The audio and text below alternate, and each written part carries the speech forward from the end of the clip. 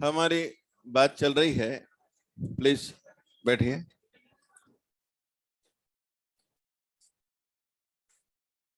Diffraction पे हम बात कर रहे थे। सिंगल स्लिट फ्रॉनहोफर डिफ्रैक्शन हमने किया और देखा कहाँ ब्राइट बनना है, कहाँ डार्क बनना है। यह भी समझा कि फर्स्ट ब्राइट की इंटेंसिटी कम क्यों है, सेकंड वाला ब्राइट तो और कम इंटेंसिटी का क्यों है, ब्राइट लोकेशन क्या है, फेज डिफरेंस कैसे देखना है, कैसे वेवफ्रंट को डिवाइड करना है, ये पूरा हमने समझा। प्लीज बातचीत नहीं।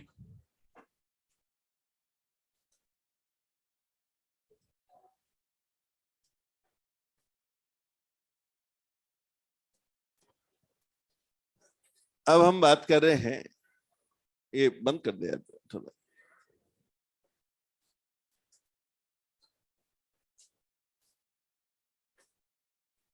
अपना आज का जो पॉइंट है, इसमें तीन इंपॉर्टेंट बात पहले हम कर रहे हैं जो डिफ्रैक्शन से ही रिलेटेड है।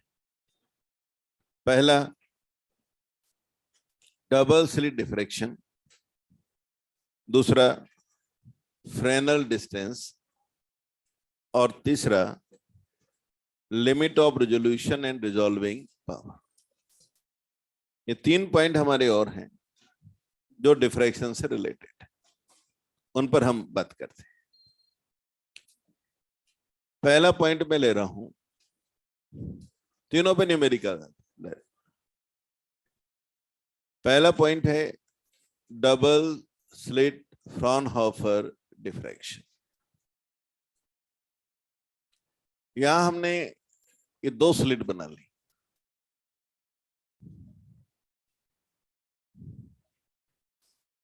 यहां सामने स्क्रीन रख दी। स्क्रीन की डिस्टेंस को हमने मान लीजिए डी कह दिया। लाइट हम जो ले रहे हैं उसका वेवलेंथ लैम्डा है। इन दोनों स्लिट के बीच की जो डिस्टेंस है उसको हमने डी कहा।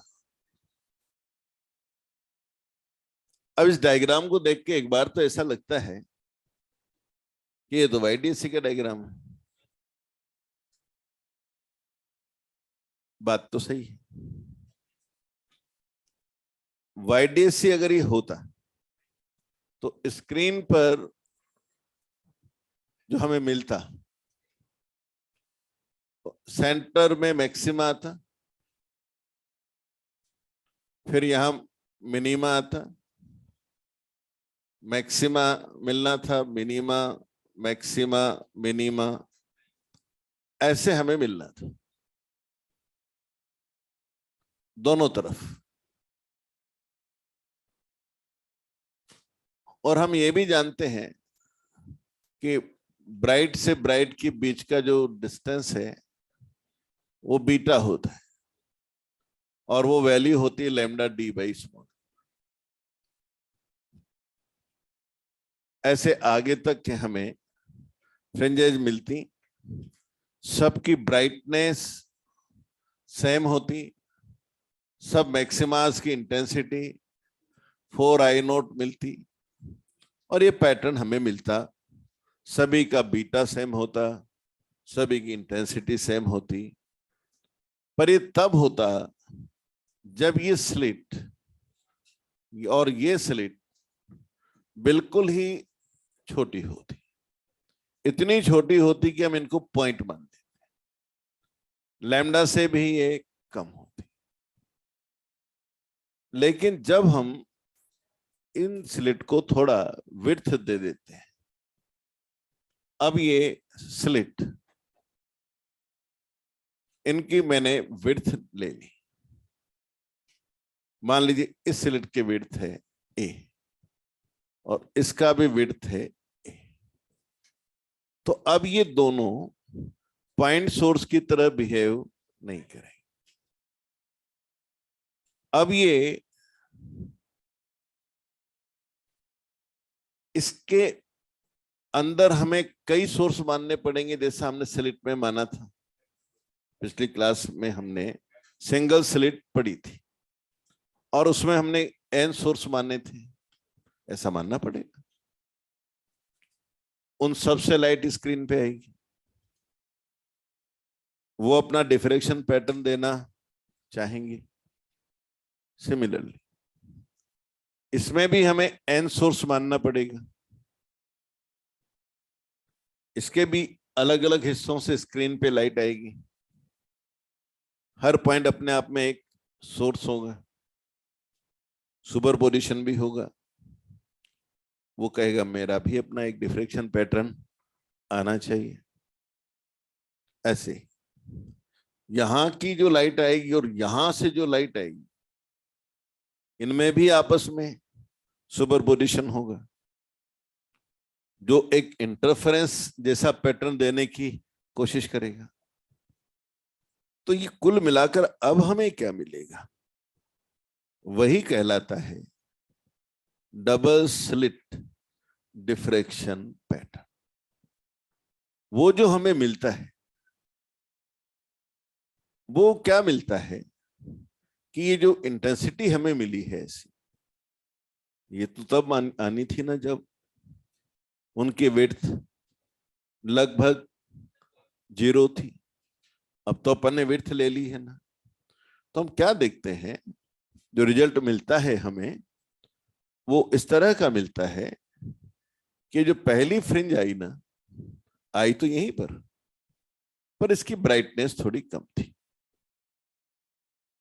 ये अगली फ्रिंज आई यहीं पर इसकी ब्राइटनेस थोड़ी और कम थी, और इसकी ब्राइटनेस और कम हो गई, और यहां तो ये 0 ही हो गई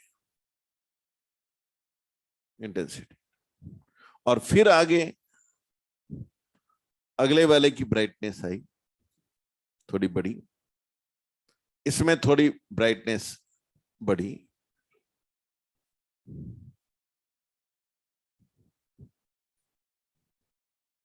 फिर इसके अगले में फिर कम हो गई, फिर यहां 0 हो गई। इस बार वो मैक्सिमा भी उतना नहीं आया जितना यहां था। ऐसा ही पैटर्न इधर भी मिला।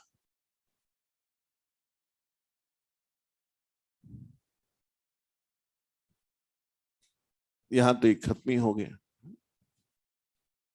और फिर ये बड़ा, थोड़ा बड़ा, फिर खत्म हो गया।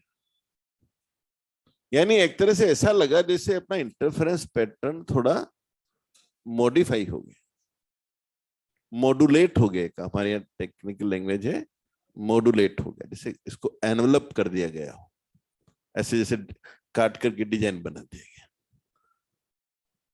ऐसा ही था, होने को तो ऐसा ही था ये। और इस डिजाइन को अगर और थोड़ा ध्यान से देखें तो शायद ऐसा लग रहा है कि ये इस तरह से हो गया,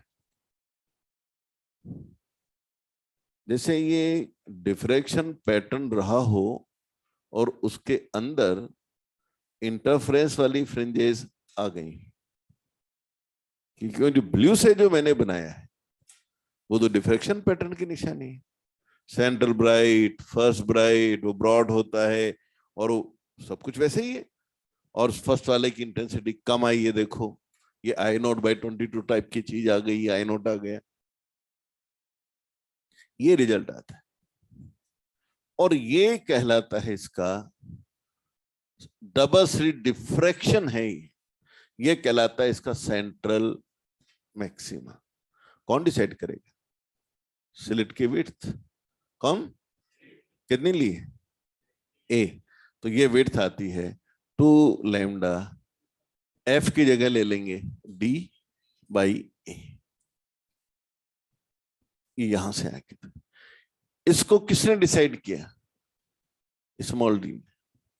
यहां से यहां तक की दूरी को किसने डिसाइड किया? ए ने। ये पैटर्न कहलाता है double slit, Fraunhofer double slit diffraction pattern. Exam में सवाल आता है, when this pattern will convert into pure interference, क्या आंसर देंगे? When A tends to 0. ठीक। दूसरा जो सवाल आता है न्यूमेरिकल एग्जाम में आता है, how many interference fringes we get inside central maxima of double slit diffraction pattern? निकालो कितनी है, सब बनाया हुआ है, न्यूमेरिकल सॉल्व करो। हाउ मेनी, क्वेश्चन लिखवा देता हूं, how many interference pattern, how many interference fringes, how many interference fringes we get inside the central maxima of double slit diffraction pattern. Double slit diffraction pattern. यहाँ online सब ठीक है, voice video?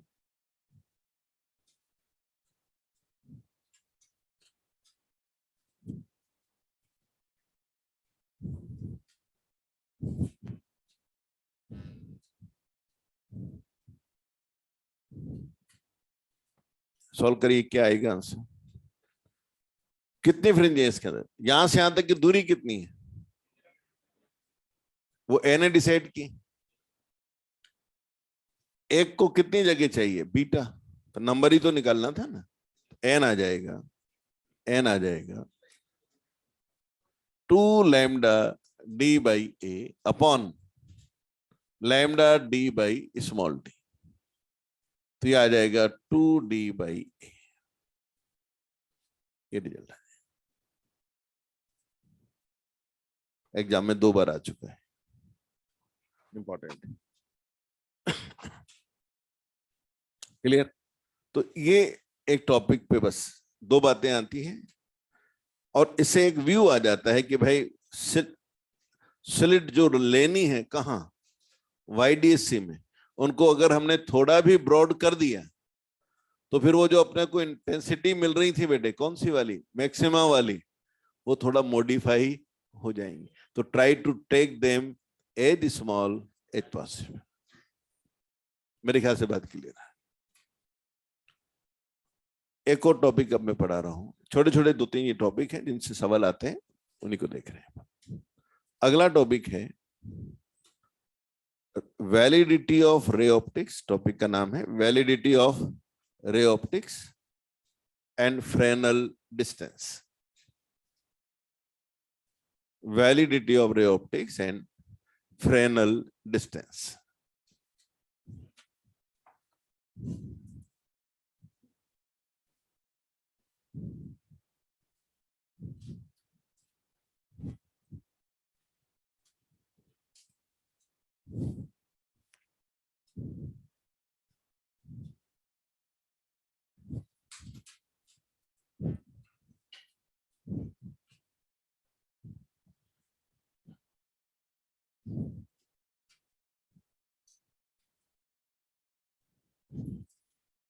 देखिए, एक शब्द में ही थोड़ा सा समस्या आ गई, वैलिडिटी ऑफ रे ऑप्टिक्स।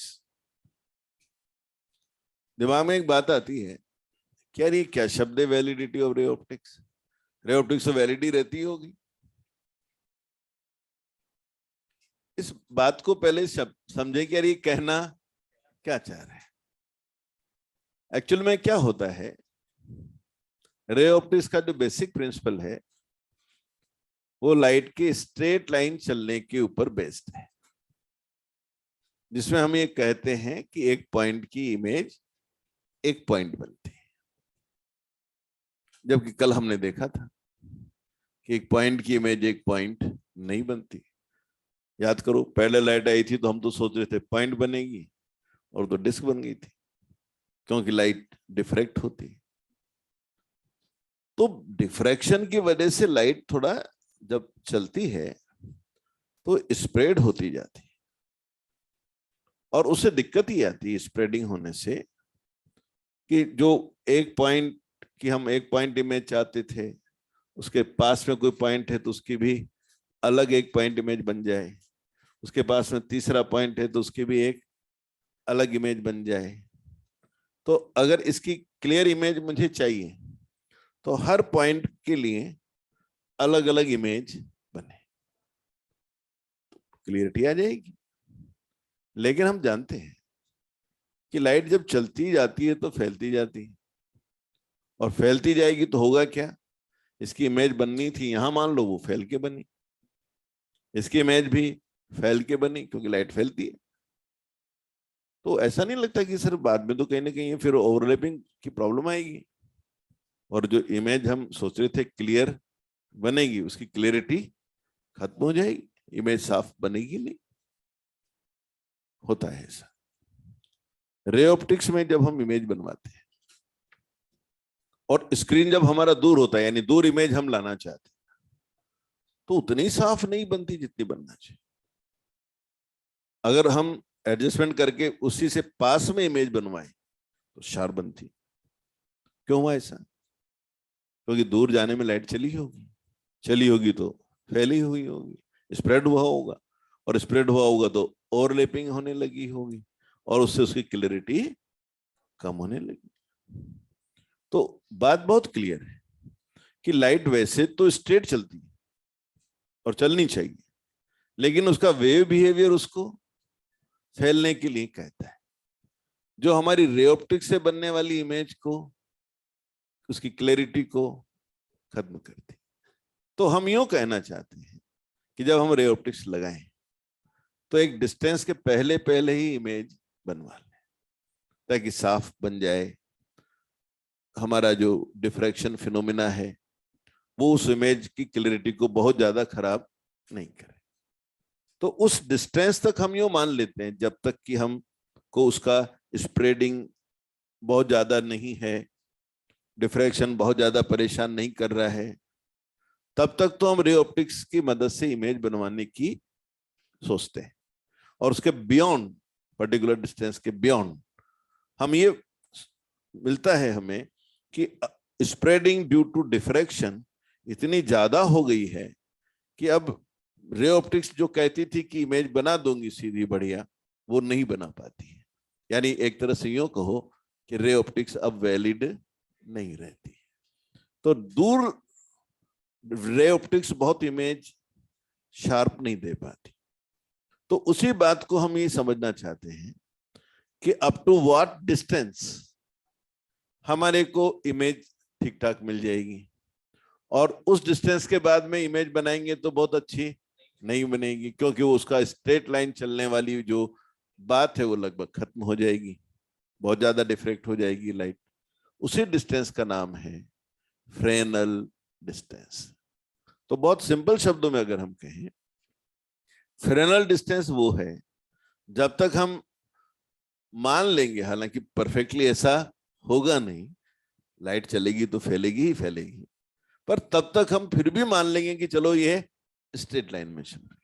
पर उस डिस्टेंस के बियॉन्ड तो फिर हमारा डिफ्रैक्शन इतना प्रोमिनेंट हो जाएगा, स्प्रेडिंग इतनी ज्यादा हो जाएगी कि फिर हमको स्ट्रेट लाइन में वो चल रही है नहीं कहना चाहिए।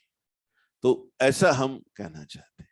तो एक ये जो टॉपिक का जो नाम है मेरे ख्याल से क्लियर हो गया होगा कि validity of ray optics and Fresnel distance. तो अपन यूं कहें बहुत सिंपल और सिंपल हो जाए कि यार रे ऑप्टिक्स कब तक वैलिड है? फ्रेनल डिस्टेंस के पहले पहले, वहीं तक अपन लाइट को क्या मानेंगे? स्ट्रेट चल रही। और रे ऑप्टिक्स की सबसे बड़ी जरूरत क्या है? स्ट्रेट लाइन में चलना चाहिए, बस ये बात है। अच्छा, आप कौन सी लाइट अच्छी मानेंगे? जिसकी फ्रेनल डिस्टेंस कम हो या फ्रेनल डिस्टेंस ज्यादा हो? तो फिर तो बहुत दूर तक वो स्ट्रेट चलेगी। तो हम उससे ये भी पता कर लेंगे कि हमारी ऑप्टिक्स में किस कंडीशन में इमेज अच्छी बनती है, क्योंकि वो कंडीशन हमारे को सूट करेगी जिसमें फ्रेनल डिस्टेंस ज्यादा होगी, जिसमें हम ज्यादा दूर तक लाइट को मान पाएंगे कि स्ट्रेट चलती है। वही हम बात करना चाह रहे हैं। मेरे ख्याल से टॉपिक समझ में आ गया होगा कि टॉपिक क्या है। अब इसकी फॉर्मूला क्या है, फॉर्मूला तो बहुत छोटा है, वो मैं निकाल देता हूं। मान लीजिए हमारी लाइट जो है एक अपर्चर में से पास हो रही है, वो अपर्चर लेंस का भी हो सकता है, स्लिट भी हो सकती है। मान लो इसकी अपर्चर की विड्थ कितनी है, ए, और लाइट इससे निकली, इस पे लाइट आ रही थी। तो हम तो ये उम्मीद कर रहे थे, जो स्ट्रेट लाइन वाले हैं, जो ये कहते हैं कि लाइट स्ट्रेट चलती है, वो तो सोचते हैं कि ये लाइट बिल्कुल ऐसे ही चलेगी, फैलेगी भी नहीं। पर हम तो टॉपिक पढ़ के आ चुके हैं कि नहीं, ऐसा होता ही नहीं है, लाइट तो फैलती है, स्प्रेड होती है। तो यहां उसकी मान लो विड्थ ए थी, पर यहां जाते जाते उसकी विड्थ बढ़ती जाएगी। मान लो आपने यहां सोचा, तो आप तो जानते हैं कि यहां तो विड्थ ऐसे हो जाती है, इसकी सेंट्रल मैक्सिमा ही जाता है, देखा ही है अपन। तो ये अचानक थोड़ी ऐसा हो गया, ये शायद ऐसा नहीं लगता आपको कि ऐसा हुआ होगा, धीरे धीरे ये फैलती गई होगी, धीरे धीरे ये फैलती गई होगी और ऐसा हो गया होगा, ऐसा ही होता है। तो वो डिस्टेंस जिसमें ये फैल करके अपनी इसकी जो ओरिजिनल विड्थ थी उससे डबल हो जाए, उसे हम फ्रेनल डिस्टेंस कहते हैं। वहां तक हम मान लेंगे, हालांकि फैली तो इसमें भी है, पर वहां तक हम उसको टॉलरेट कर लेंगे। उसके बियॉन्ड फिर अपनी क्लैरिटी पूरी तरह खत्म हो जाती है, फिर तो वैलिडिटी ही नहीं रहती है मानिए। तो अब आप कितना स्प्रेड होता है आप जानते हैं कि नहीं जानते, जानते हैं ना, क्या फार्मूला है, 2λ/f/a, a² तो आप आंसर बोल रहे हैं डायरेक्ट, है ना। मैं सिर्फ ये पूछ रहा था, फैलती कितनी विड्थ हो जाती है, क्या रिलेशन पड़ा था पिछली क्लास में, 2λ/f/a। अब मुझे इस फॉर्मूले की मदद लो, ओरिजिनल कितनी थी विड्थ, ए थी। अब मुझे इस फॉर्मूले से आप खुद सोच के बताओ कि कितने दूरी में जाकर ये विड्थ डबल हो जाएगी, निकालो जरा।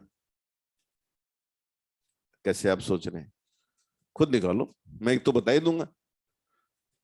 मुझे विड्थ को, ओरिजिनल विड्थ जो थी ए, उसकी डबल चाहिए, कितने डिस्टेंस में ऐसा हो जाएगा,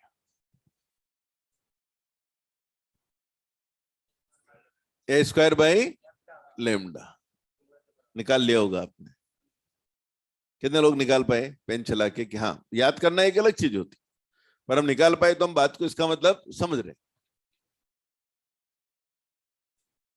आंसर आ रहा होगा a²/λ। देखिए मैं समझाता हूं, जिनको नहीं आया सोच, क्या सोचना था वो समझो। भाई बढ़ तो रही है, मान लो ये डिस्टेंस z मान लेते हैं, जहां ये डिस्टेंस हो गई है 2a, यही तो निकालना था, कितने डिस्टेंस में ये 2a हो जाएगी, मुझे z निकालना है। अब ये 2a होना है ना, और वैसे z डिस्टेंस पे हो कितनी जाती है, 2λ/z/a, f की जगह z लिख दो। अब आप सॉल्व कर लो, z = a²/λ। इसी को कहते हैं फ्रेनल डिस्टेंस। इसके बियॉन्ड हमें फिर लाइट को स्ट्रेट लाइन में चलती है ऐसा नहीं कहना चाहिए, इसके बाद अपना डिफ्रेक्शन फिनोमिना बहुत प्रोमिनेंट हो जाएगा। इतनी दूरी तक स्ट्रेट मान लो तो कोई खास बात नहीं। मेरे ख्याल से बात क्लियर है। अच्छा, अभी अपन ने एक बात कही थी कि यार कौन सी लाइट अच्छी रहेगी जिसके लिए फ्रेनल डिस्टेंस कम हो या ज्यादा हो। अब सोचो बेटे कैसे ज्यादा करें इसको, लैम्डा कम करो। इसका मतलब जितने कम वेवलेंथ की लाइट होगी वो उतनी कम फैलेगी,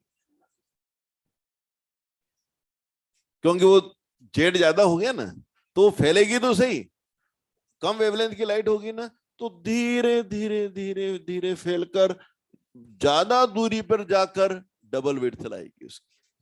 यानी एक तरह से यूं समझो कि उसकी फैलने की टेंडेंसी थोड़ी कम रहेगी, यानी स्ट्रेट लाइन चलने की टेंडेंसी अच्छी हो जाती। और इसीलिए जब भी हम कोई इंस्ट्रूमेंट बनाते हैं, ऑप्टिकल इंस्ट्रूमेंट बनाते हैं, तो हम वो लाइट प्रेफर करते हैं जिसकी वेवलेंथ कम। क्लियर हो गई बात? और अगर लैम्डा से बात नहीं कर रहे हो अपन, लैम्डा बदलने की अपनी मान लो सिचुएशन नहीं है, जैसे मान कहाँ आएगी केस, तारों से लाइट आ रही है, अब उस तारों की लाइट को अपन कौन बदलने वाले? भाई माइक्रोस्कोप में तो चलो लैंप लगाना है, तो अपनी इच्छा होगी तो नीला लगाएं, अपनी इच्छा होगी तो लाल लगाएं या अल्ट्रावायलेट लगाएं, तो लाइट लेना अपनी चॉइस हो सकती है। पर टेलीस्कोप में तो लाइट तो अपनी चॉइस ही नहीं है, जो तारे से आएगी वो आएगी, उसमें हम क्या करेंगे?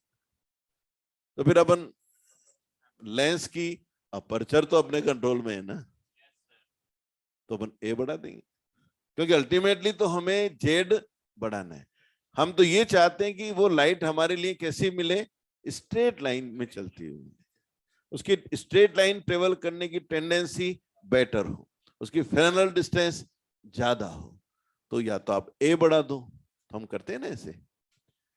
टेलीस्कोप वो अच्छा होता है जिसका अपर्चर बड़ा होता है। मेरे ख्याल से जवाब मिल गया कि अपर्चर बड़ा होने से क्या हुआ, वो शार्प इमेज देगा। क्यों देगा? क्योंकि लाइट स्ट्रेट चलने की टेंडेंसी रखेगी, ये कारण है। मेरे ख्याल से बात क्लियर, टॉपिक क्लियर हो गया। न्यूमेरिकल तो केवल एक कितना सा आता है, फ्रेनल डिस्टेंस निकालिए, इस वैल्यू को डाल के आंसर निकल जाता है।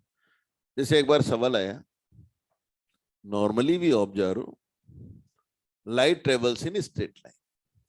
In day-to-day life, what we observe, light travels in day-to-day life. Why it is so? हमें ज्यादातर because of its very small wavelength. Normally we find it is traveling in straight line, क्योंकि उसकी spreading tendency वैसे ही बहुत कम है। Sound की spreading tendency ज्यादा है, क्योंकि उसका लैम्डा ज्यादा है।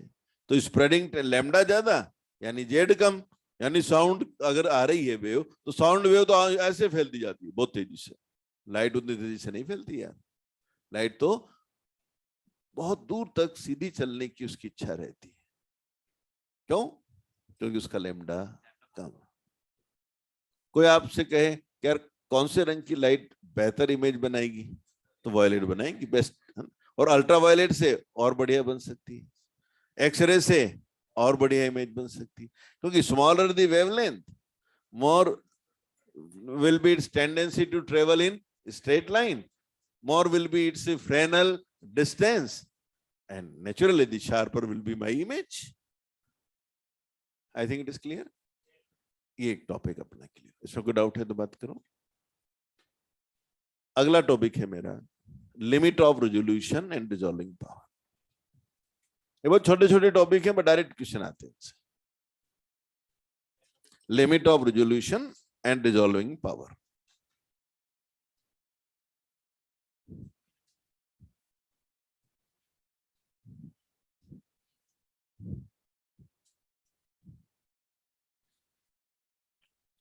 अब देखिए क्या टॉपिक है, बताता हूं। लिमिट ऑफ रेजोल्यूशन शब्द को समझना पड़ता है सबसे पहले। लिमिट ऑफ रेजोल्यूशन यानी क्या कहना चाह रहे हैं? लिमिट ऑफ रेजोल्यूशन किस चीज पे लिमिट लगा रहे हैं? अब बात समझाता हूं। जैसे मैं आपसे कहूं मेरी आंख की लिमिट ऑफ रेजोल्यूशन 1 मिनट है। 1 मिनट, ये टाइम नहीं, एंगल है। मेरी आंख की लिमिट ऑफ रेजोल्यूशन 1 मिनट है। अब इससे मुझे क्या मालूम पड़ा? तो यहीं से लिमिट ऑफ रेजोल्यूशन अपना शब्द क्लियर हो जाए, क्योंकि हम जब कहते हैं कि भाई लिमिट ऑफ रेजोल्यूशन टेलीस्कोप की बताइए, लिमिट ऑफ रेजोल्यूशन माइक्रोस्कोप की बताइए, तो पहले मालूम तो पड़ेगी अपन क्या ढूंढ रहे हैं यार, कि आंख की भी लिमिट ऑफ रेजोल्यूशन होती, क्या मतलब है इस बात का? लिमिट ऑफ रेजोल्यूशन यानी अलग अलग देखने की लिमिट। एक्चुअल में क्या होता है, जब दो ऑब्जेक्ट को अपन देखते हैं, और वो दूर दूर होते हैं तो हमें अलग दिख जाते हैं, पर अगर वो बहुत पास होते हैं, बहुत ही ज्यादा पास, तो हमें दो लगते ही नहीं। एक्चुअल में क्या होता है, जैसे पास है जब तो फिर भी चलो अलग अलग आप दिख रहे हैं, जैसे मुझे आप मुझसे 1 किलोमीटर दूर चले जाएं, 1 किलोमीटर, तो आप जितना दूर अभी है उतना ही दूर वहां होंगे, 1 किलोमीटर में भी ऐसे ही है। लेकिन अगर मैं दूर हो गया ना, तो जो मेरी आंख पर आप दोनों एंगल बनाएंगे ना, वो छोटा हो जाएगा। जैसे आप ऐसे सोचो कि तो ये 2 पॉइंट है और इनमें सेपरेशन है y, और हम देख रहे हैं मान लो x डिस्टेंस से, तो एंगल होगा y बाई एक्स। अब अगर x ज्यादा हो गया 1 किलोमीटर दूर, तो एंगल तो बहुत छोटा हो जाएगा। अब छोटा होते होते होते होते अगर ये एंगल 1 मिनट से कम हो गए, 1 मिनट समझ पा रहे हो, 1 डिग्री का भी 1/60, 1 डिग्री का भी 1/60, मतलब बहुत ही कम। कम होते होते अगर 1 डिग्री से कम हो गए, तो समझो फिर हमें या इस ऑब्जर्वर को लगेगा ही नहीं कि 2 पॉइंट, उसको देख बॉडी लगेगी। तो लिमिट ऑफ रेजोल्यूशन का ये मतलब है। अगर यूं समझो कि मैंने कहा कि लिमिट ऑफ रेजोल्यूशन 1 मिनट है, that means I want to say if angular separation linear नहीं, कितना, angular separation is less than 1 minute, we will not able to see them resolve, will not able to see them separate, will not able to see them distinct। तो जो भी शब्द वो काम में लेना चाहे, बात एक ही है, वो हमें अलग अलग दिखना बंद हो जाएंगे अगर angular separation is less than 1 minute. तो हम कहेंगे कि भाई 1 मिनट से कम एंगल पे हमें तकलीफ होती है, फिर हम अलग अलग नहीं देख पाते, वो हमारी लिमिट है, वो हमारी लिमिट है। मान लो एक टेलीस्कोप है, उसकी लिमिट है 1/1000 मिनट, हमारी लिमिट है 1 मिनट। बोले सर टेलीस्कोप की लिमिट तो बहुत कम होती है। हाँ, इसका टेलीस्कोप एक अच्छी चीज है भाई, इसको तकलीफ तब शुरू होती है अलग अलग देखने में जब एंगल 1/1000 मिनट से भी छोटा हो जाएगा, तब इसको तकलीफ आती है, वरना इसको तकलीफ नहीं आती। ये अच्छी चीज है, यानी लिमिट का कम होना एक अच्छी बात है। यानी इसको तकलीफ बहुत छोटा एंगल होने के बाद ही शुरू होती है। यानी 2-3, अब जैसे मैं कहूं कि यार कौन अच्छा, आई अच्छी या टेलीस्कोप अच्छा? टेलीस्कोप अच्छा, क्योंकि इसकी लिमिट तो बहुत कम है। कितनी है? तो फिर हम यूं ऐसे भी बोल सकते हैं बेटे, यार इसकी रिजॉल्व देखने की पावर जो है ना 1000 गुना है, क्योंकि इसकी लिमिट हमारे मुकाबले में 1/1000 है ना, तो इसका इनवर्स कर दो, कितना गुना है इसकी लिमिट, पावर, अलग अलग देखने की एबिलिटी 1000 टाइम्स। तो अगर मैंने 2 डाटा ऐसे दिए आपसे और आपसे सिर्फ पूछ लिया यार ये टेलीस्कोप हमारी आंख के मुकाबले में इसकी रिजॉल्विंग पावर कैसी है, तो आप कह दोगे सर ज्यादा तो है ही और 1000 गुना है, क्योंकि इसकी लिमिट तो 1/, यानी मैं क्या कह गया इस बात में आपसे, जितनी लिमिट कम होती है रिजॉल्विंग पावर उतनी ज्यादा होती है, रिजॉल्विंग पावर लिमिट के इनवर्स होती।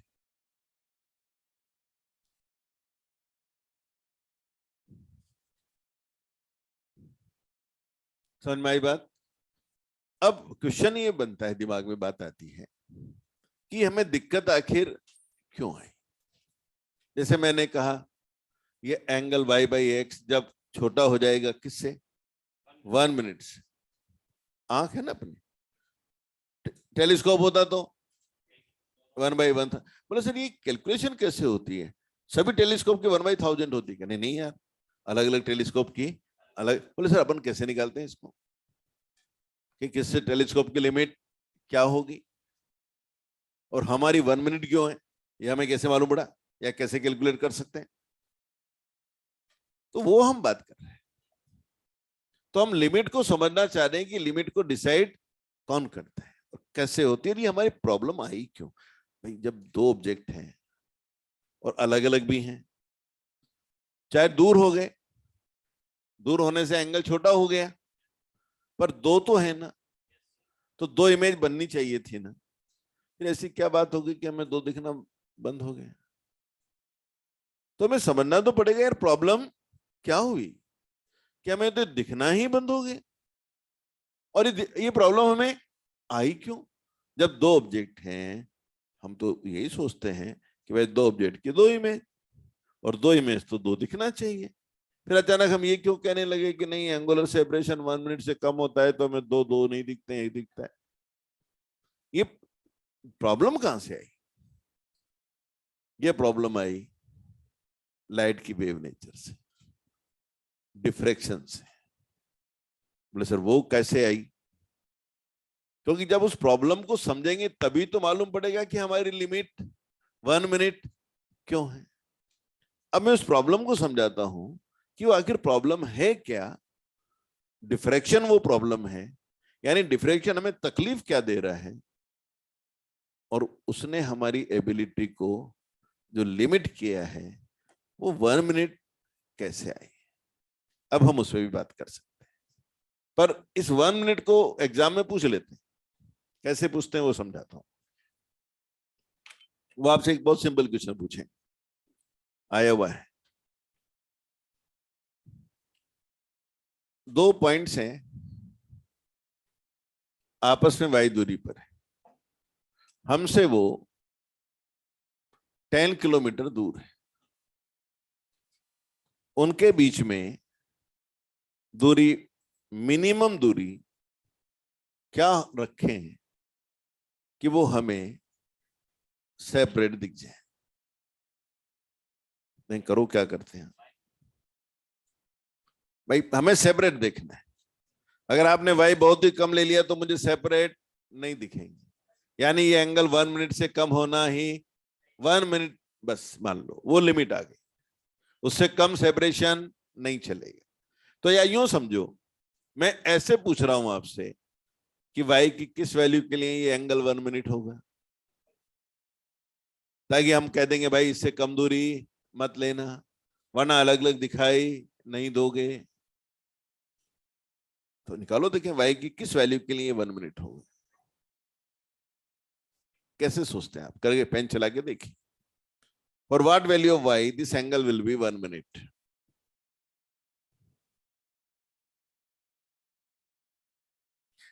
X is 10 kilometer. X is 10 kilometer. For what value of y, this angle will be 1 minute. Pen चलाओ।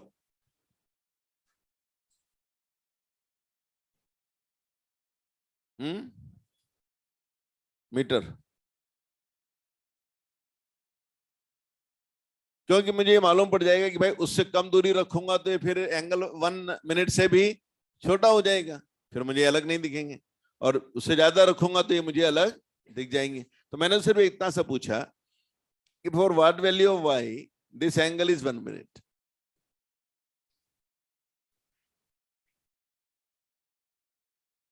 और इसका आंसर आ रहा होगा लगभग 3 मीटर, 2.9 के आसपास या 3 के आसपास आ रहा होगा। कितने लोग ला पाए? ये आंसर है। अब मैं समझाता हूं, सारे डाटा सामने। देखिए बात समझो, फार्मूले की दिक्कत नहीं है, फार्मूला याद है, बात याद है, इसका मतलब हमारी उस बात को यूज करना ही नहीं है हमें। तो फिजिक्स की गलती थोड़ी हुई है, ये तो कहीं ना कहीं हम उस मैथमेटिक्स को मैनेज ही नहीं कर पाए। ये मैथमेटिकल एडजस्टमेंट इसका मतलब हमसे नहीं हो रहा है। फिजिक्स तो सही है ना, फिजिक्स का तो जवाब भी याद है ना, सवाल तो डायरेक्ट है ना, 1 मिनट वाई की किस वैल्यू के लिए 1 मिनट होगा, थीटा कितना लाना है? 1 मिनट, ठीक है, इसको 1 मिनट लाना है, मिनट लाना है। y कितना है, बोले तो सर निकालना है। x कितना है, 10 किलोमीटर, किलोमीटर। अब ये आंसर जो है ये तो मिनट में है, और y/x तो रेडियन में आता है। गलती पकड़ में आ गई होगी आपकी। आपने रेडियन और डिग्री का अंतर ही नहीं समझा, और ये डिग्री भी नहीं, ये तो मिनट है। तो मैं क्या करूं, इसको बदलूं इसमें, या तो इसको रेडियन में बदलूं या इसको मिनट में बदलूं, कुछ ना कुछ तो करूं। चलो इसको मिनट में बदल लेते हैं। हम जानते हैं पाई रेडियन होता है कितना, बोलो, 180 डिग्री, या मिनट में बदलना है ना अपने को, तो ये इंटू 60 मिनट, क्योंकि 1 डिग्री में 60 मिनट होते हैं। तो इतना मिनट मेरे पास पाई रेडियन में है। तो 1 रेडियन में कितना है, 1 रेडियन में आएगा, हाँ बोलो, 180 इंटू 60/पाई मिनट। मेरे पास इतना रेडियन है, कितना मिनट है इसका मतलब, इंटू 180 इंटू 60/पाई, ये मिनट में बदल दिया मैंने उसको। अब सोल्व करो, यहां तक कितने लोग पहुंचे थे, अब उनकी कैलकुलेशन चेक कर लो, आंसर आ जाए। अब आपको जो जहां दिक्कत थी वो मैंने दूर करी, क्योंकि हम दोनों तरफ की यूनिट सेम नहीं करते हैं, इसका मतलब सवाल करते समय उस पर ध्यान नहीं देते हैं।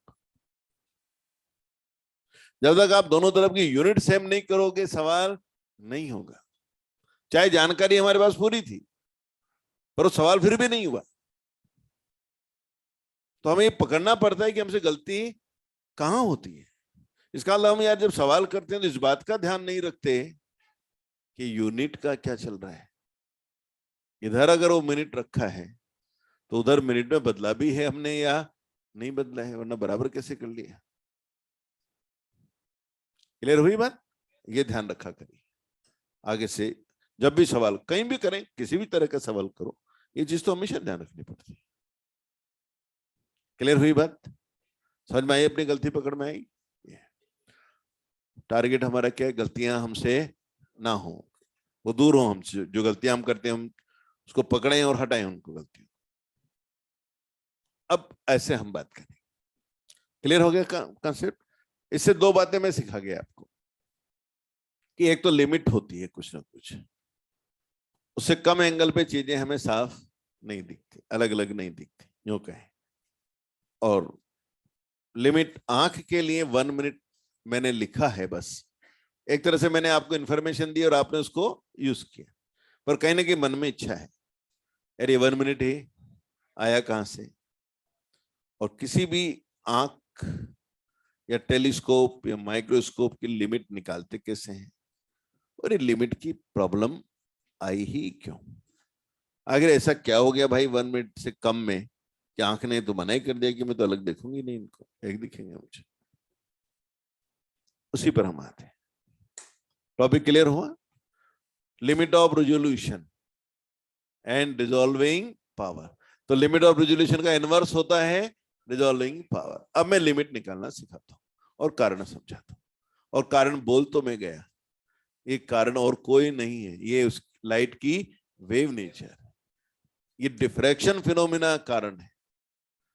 अब कैसे ही इसने प्रॉब्लम क्रिएट किया और कैसे रिजल्ट लाना है, अब मैं उस पर बात कर रहा हूं।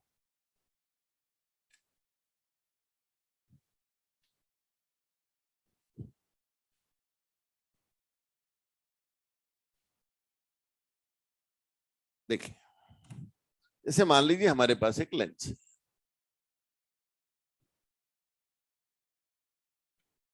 यहां पहले लाइट आ रही, दूर का कोई तारा है, स्टार है, उससे लाइट आ रही है, तो हम जानते हैं दूर से लाइट आती है तो पहले लाइट मान सकते हैं। लेंस से निकला, पॉइंट ऑब्जेक्ट है, तारा है, और हम तो सोच रहे थे कि यार लेंस इस पैरेलल लाइट को फोकस करेगा और इमेज बनाएगा और सारी एनर्जी एक पॉइंट पर इकट्ठा हो जाएगी। सोचा तो अच्छा है अपन ने।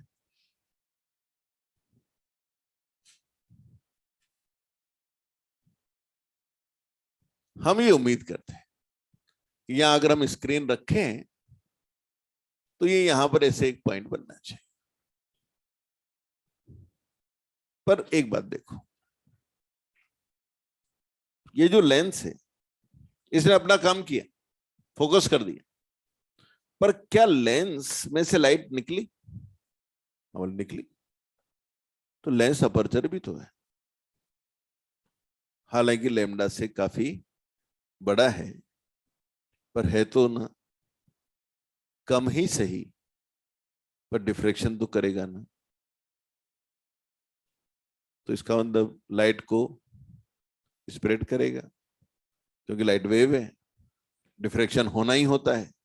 अब ये बात जरूर है कि लेंस बड़ा है तो डिफ्रेक्शन कम होगा, पर जीरो होगा ये तो कहना ठीक नहीं होगा। तो बोले सर उसका असर क्या पड़ेगा?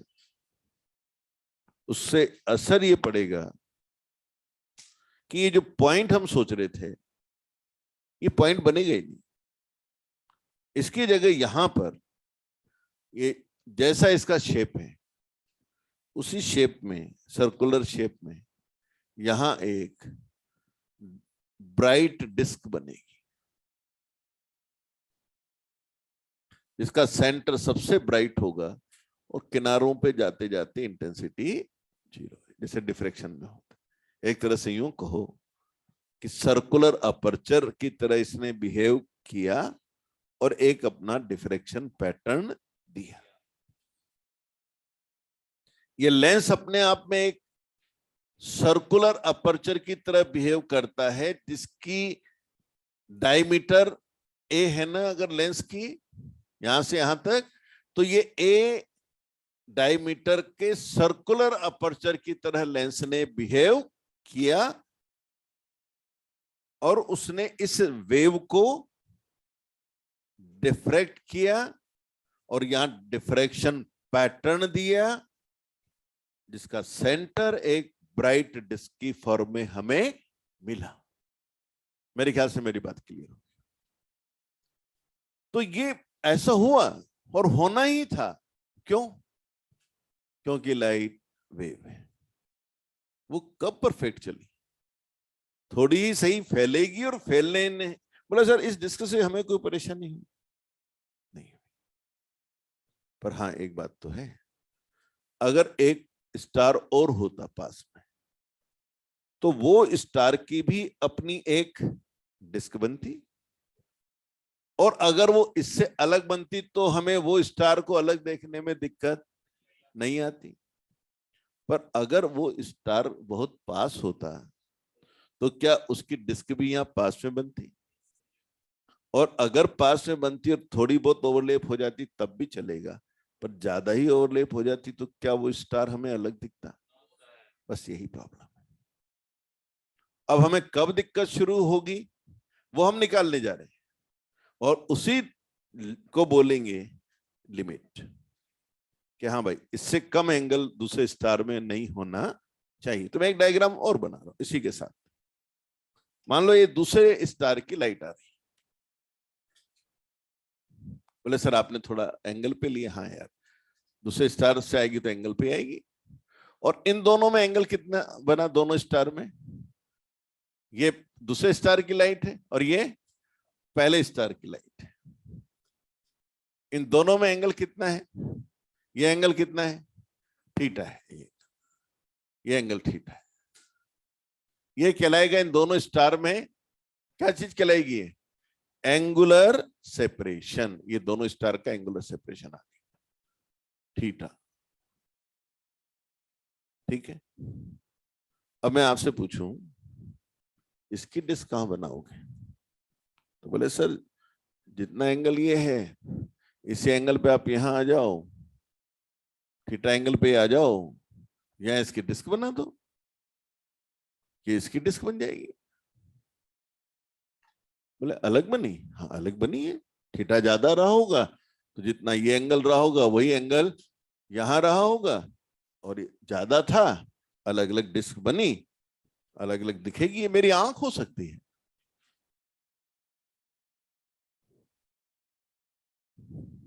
पीछे रेटिना हो सकता है। बोले सर अच्छा, अगर एंगल सफिशिएंट है तो दोनों डिस्क अलग अलग है तो दिक्कत नहीं है।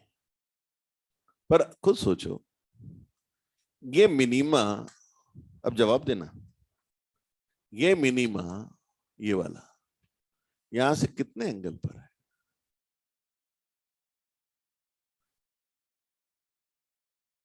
यहां डिस्क खत्म हो रही है, ये पहला मिनीमा है एक तरह से। ये कितनी, ये रेडियस कितनी बनेगी इसकी, सेंटर से वो दूरी कितनी होगी जहां पहला मिनीमा आएगा? लैम्डा एफ बाई ए, होगा कि नहीं होगा? और वही इसकी क्या बनेगी, रेडियस। तो इसकी जो रेडियस बनेगी वो लिखना था लैम्डा एफ बाई ए, पर इसमें बेटे एक और एक्स्ट्रा टर्म आती है 1.22, वो सर्कुलर शेप की वजह से आती है। उसके डेरिवेशन पे हम नहीं जा रहे हैं, हम बस ये समझ लें कि स्लिट होती थी तो लैम्डा एफ बाई ए आता था, और सर्कुलर हो गया उसकी वजह से एक फैक्टर इसमें एक्स्ट्रा आ जाता है, 1.22 का फैक्टर आ जाता है। जब ये स्लिट थी तब ये एंगल कितना था, ये एंगल कितना था? लैम्डा बाई ए था क्या? और अब ये हो जाएगा कितना, 1.22 लैम्डा बाई ए, ये एंगल है जहां पर ये मिनिमा आता है, ये मिनिमा आता है। इधर भी मिनिमा इसी एंगल पे आएगा कि अलग एंगल पे आएगा? इसी पे आएगा भाई, ये एंगल। थीटा समझ में आ रहा है? थीटा दोनों तारों के बीच का एंगल, और ये एंगल तो जहां मिनिमा है।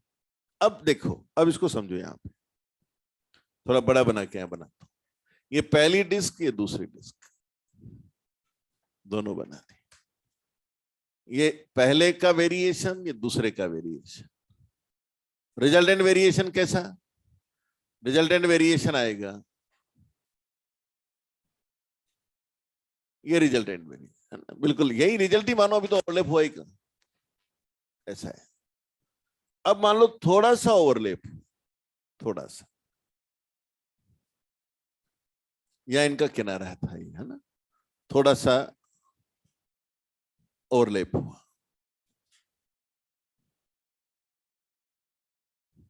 ये इसका सेंटर। बोले सर अब पैटर्न कैसा बनेगा? बोले इसका पैटर्न ये था, इसका ये था। बोले सर ओवरलैपिंग होगी तो रिजल्टेंट क्या मिलेगा? ये मैं रिजल्टेंट बना रहा हूं।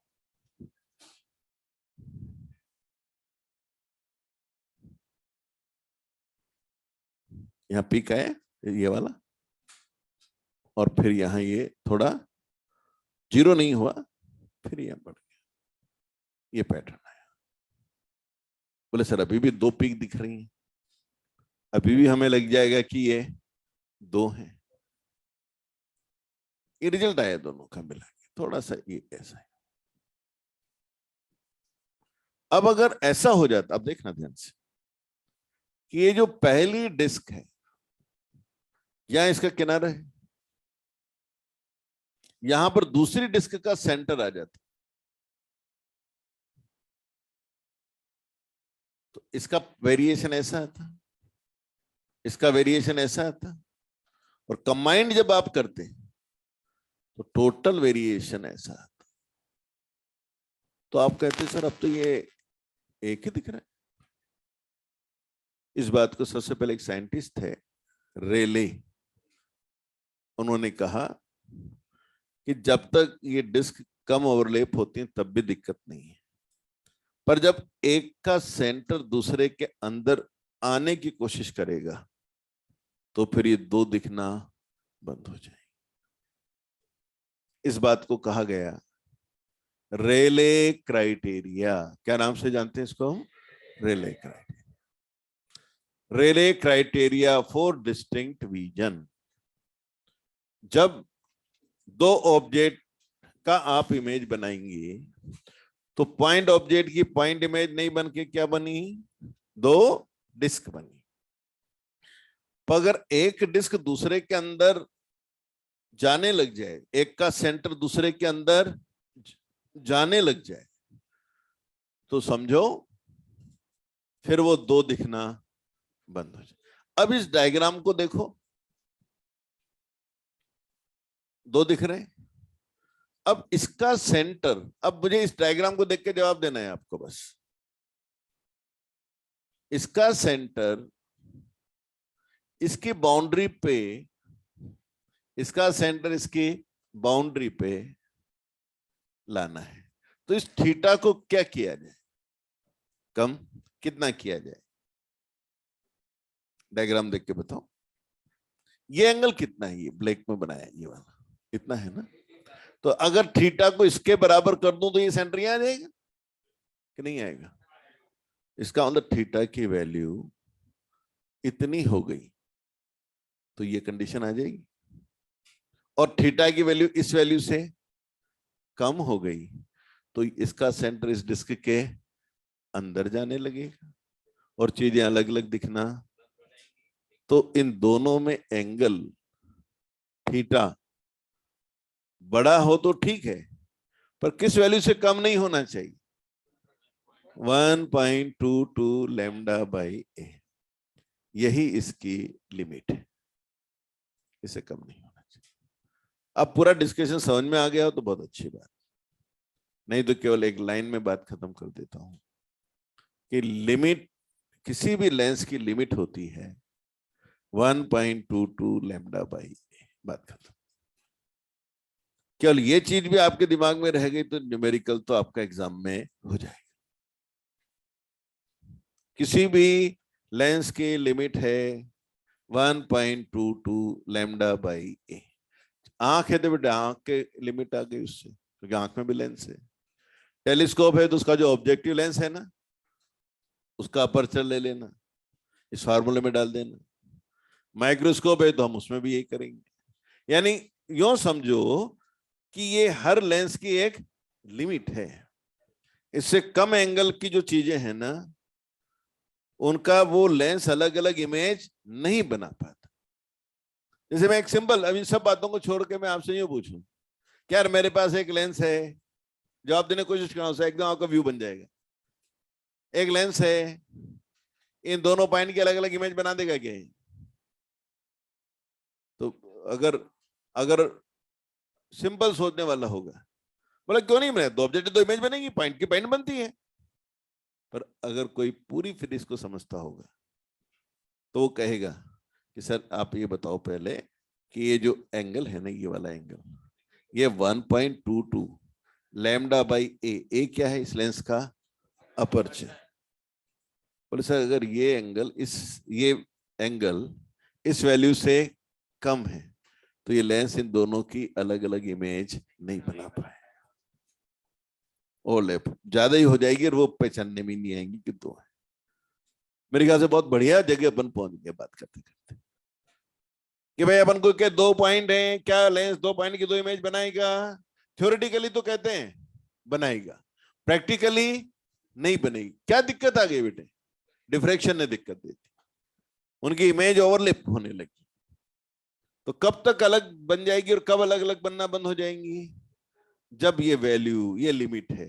तो किसी भी लेंस की ये एक लिमिट होती है। बात समझ में आई या नहीं? कोई डाउट है तो पूछो। कंसेप्ट क्लियर हो गया? चाहे अपन ने आधा घंटा लगाया हो इसमें, पर रिजल्ट एक लाइन का है, इससे काम नहीं हो जाएगा। पर आप उसको अप्लाई आप बहुत कॉन्फिडेंटली कर पाओगे, क्योंकि अपन ने पूरी बात करके समझ के जवाब दिया। जब हम कहते हैं कि यार लिमिट 1.22 लैम्डा बाई ए है, तो तुरंत समझ जाओ दो पॉइंट अगर इससे कम एंगल पर हैं तो एंगल पर, दूरी वूरी नहीं, दूर पास की बात नहीं है, एंगल की बात है। अगर इसीलिए तो रहता है जब दो चीजें दूर हो जाएंगी हमसे, मैंने कहा था ना आप दोनों जितनी दूरी पर हैं आप इतनी दूरी पर ही रहिए, पर दूर हो जाइए मुझसे, तो एंगल छोटा हो जाएगा। और अगर एंगल छोटा हो गया, इतना छोटा हो गया, कितना? 1.22 लैम्डा बाई ए से, तो आप दोनों मुझे फिर अलग नहीं दिखोगे, फिर मुझे एक दिखोगे। ये प्रॉब्लम है। बात समझ में आ गई बेटे? कंसेप्ट क्लियर हो गया? अब आप यहां से इस डिस्कशन से क्या आंख की लिमिट निकाल लोगे? बोले सर 1.22 लैम्डा बाई ए, पर मैं तो 1 मिनट बोल रहा था ना। तो कहीं 1.22 लैम्डा बाई ए की कैलकुलेशन 1 मिनट तो नहीं है? निकाल के देखते हैं। तो आपको लगेगा जैसे आंख के लिए निकाल रहा हूं, ह्यूमन आई 1.22 लैम्डा बाई ए। चलो कैलकुलेट कर लेते हैं 5000 अंगस्ट्राम लाइट के लिए। कौन सी लाइट के लिए? 5000 अंगस्ट्राम लैम्डा बाई ए। ए कितना लिखूं? ए कितना लिखूं? आई का अपर्चर, पुपिल का डायमीटर। आप आंख में अपने पुपिल होती है ना, कॉर्निया के अंदर ही दिख रहा होगा लेंस, उसकी डायमेंशन कितनी होती है? लगभग 2-3 मिलीमीटर के आसपास होती है। 2 मिलीमीटर मान ले, 2.3 या जो भी है, एक अप्रोक्सीमेट करके देख ले, 2.5 मान ले, कैलकुलेशन आसान रहेगी। 2.4 ले ले, कट जाएगा। 4 ले ले, जो भी लेना चाहो, मेरी मर्जी। इतना लिया है ना। अब ये आंसर किस में आया? रेडियन में। 1.2 लैम्डा बाई ए किस में है? हम आंसर किस में चाह रहे हैं? क्या करूं?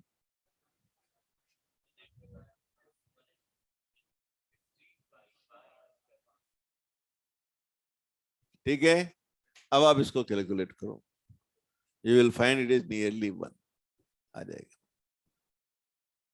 क्लियर हो गई बात? तो ये 1 वहां से आ रहा है, तो जिसको हमने पहले तो समझने के लिए डायरेक्ट कह दिया था, अब मैंने आपको निकाल के बता दिया कि यार ये मामला ऐसे तय हुआ है। बोले सर हमारी आंख थोड़ी बड़ी होती तो अच्छा होता, हमारी लिमिट कम होती, बहुत बारीक बारीक चीजें भी हमें साफ दिखती,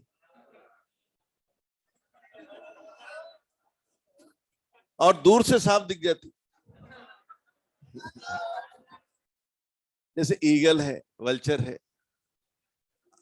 हाँ नहीं, चश्मा तो अलग चीज है। चश्मा तो नॉर्मल बिहेवियर के लिए जरूरत है, वो तो कमजोरी को दूर करने का। टेलीस्कोप नहीं लगाना पड़ता, ये बोलो भाई। वो तो चश्मा कोई आपको एंगल, वो तो केवल आपकी कुछ प्रॉब्लम रहती है, आगे हम रेप्टिक्स में पढ़ेंगे, मायोपिया है कि हाइपरमेट्रोपिया है या जो भी है, उसका करेक्शन है। चश्मे से लिमिट पे फर्क नहीं पड़ रहा है, लिमिट पे फर्क पड़ेगा। अब जैसे अपनी आंख बड़ी नहीं कर पाते अपन, मान लो, तो फिर टेलीस्कोप ले लो, उसकी आंख बड़ी कर दो। यस, इसलिए तो कहते हैं टेलीस्कोप का अपर्चर ज्यादा रखिए। जितना ज्यादा अपर्चर रखोगे, ए जितना ज्यादा रखोगे, लिमिट उतनी कम होगी और रिजॉल्विंग पावर उतनी ज्यादा।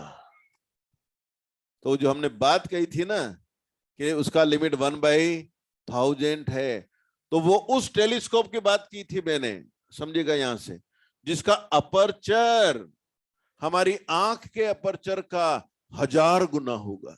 हमारी आंख का अपर्चर 2.5 मिलीमीटर, तो उसको 1000 से मल्टीप्लाई करो तो 2.5 मीटर आ जाएगी, मिलीमीटर -3। तो इसका मतलब 2.5 मीटर अगर मैंने टेलीस्कोप ले लिया, कितना डायमीटर, तो उसकी क्षमता, चीजों को अलग देखने की क्षमता हमारी आंख से 1000 गुना हो जाएगी। अब मेरी बात समझ गए? इसीलिए ऐसा होता है, अब आप समझ गए होंगे कि क्यों टेलीस्कोप बड़े बड़े साइज के होते हैं। उनका अपर्चर अगर हम हमारी आंख के अपर्चर का 1000 गुना कर देंगे, तो उनके देखने की जो रिजॉल्व, चीजों को देखने की जो पावर है, वो 1000 गुना हो जाएगी। उनकी लिमिट 1/1000 हो जाएगी। तो उन दो तारों को भी अलग अलग देख पाएंगे, जिनमें एंगल 1/1000 मिनट है, उनको भी वो अलग अलग देख लेगा। मेरे ख्याल से शब्द भी समझ में आ गया होगा और बात भी समझ में आ गई। क्लियर है? तो ये मैं आपको सिखा रहा था कि कैसे लिमिट की बात होती है और कैसे रिजॉल्विंग पावर की बात होती है। तो ये मैंने आपको टॉपिक कंप्लीट किया, डिफ्रैक्शन और उससे रिलेटेड बातें। अब हम बात कर सकते हैं, एक टॉपिक और हमें पढ़ना है, पोलराइजेशन। उसको मैं शुरू कर देता हूं।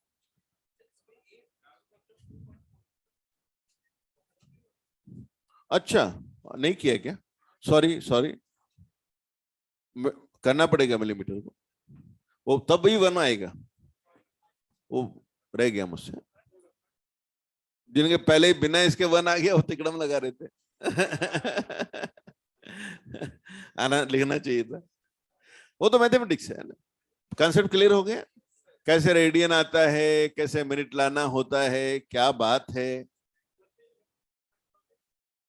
हाँ, ये कैलकुलेशन 5000 के लिए, अगर ब्लू लाइट हुई ना तो वो उसके हिसाब से लिखना पड़ेगा, और रेड लाइट हुई तो उसके हिसाब से लिखना पड़ेगा। वो तो अलग अलग लाइट के लिए अलग अलग लिमिट आएगी हमारी। एवरेज लेते हैं ना, हमारी आंख 5000 के लिए सेंसिटिव है सबसे बढ़िया, इसलिए आपको याद होगा हमारी आई सब कलर के लिए सेंसिटिव नहीं है। येलो कलर वो 550 एंगस्ट्रॉम के लिए हम बेस्ट हैं।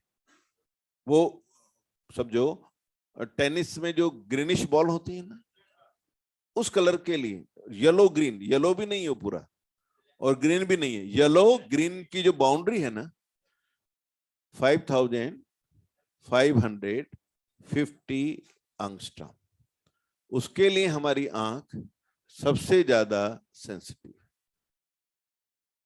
क्लियर है? और कोई बात? टॉपिक समझ में आया? Wave optics, interference and diffraction. अब मैं आपको एक और इसका रे ऑप्टिक्स का छोटा पॉइंट और है, पोलराइजेशन, उस पर बात करता हूं कि वो क्या है।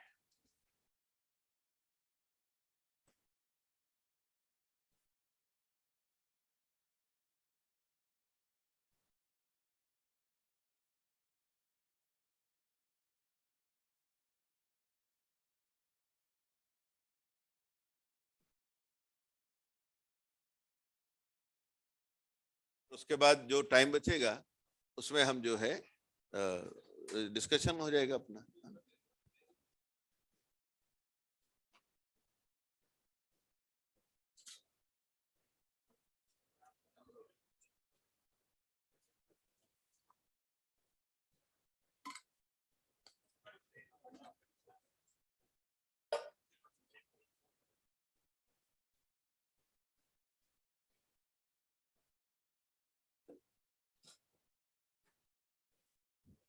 अरे पिछले साल एलन में कितने लोग थे आप में से? पिछले साल एलन में कितने लोग थे? और ये टॉपिक आपने पिछले साल पढ़ा था कि नहीं पढ़ा था? पढ़ा था। अब बेटर लगा? क्योंकि आपको देख के ऐसा लगने, आप जवाब नहीं आ रहा था ना, तो कहाँ आ रहा था? रेडियन को मिनट को पता नहीं पड़ रहा था। तो आप समझ गए होंगे कहाँ कमजोरी रही आपके पार्ट, एलन के पार्ट पे नहीं रही है ना?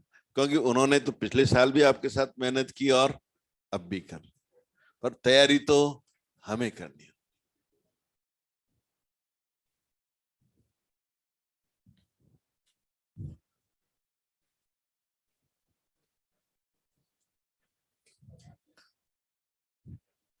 देखिए, अब अपना टॉपिक है पोलराइजेशन।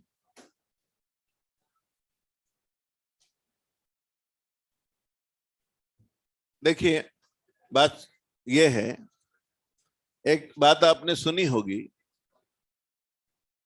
साउंड पोलराइज नहीं होती, साउंड वेव पोलराइज नहीं होती। क्यों?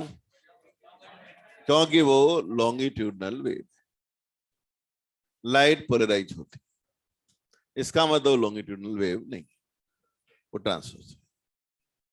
तो पोलराइजेशन इस बात को कंफर्म करता है कि लाइट एक ट्रांसवर्स वेव। एक बात,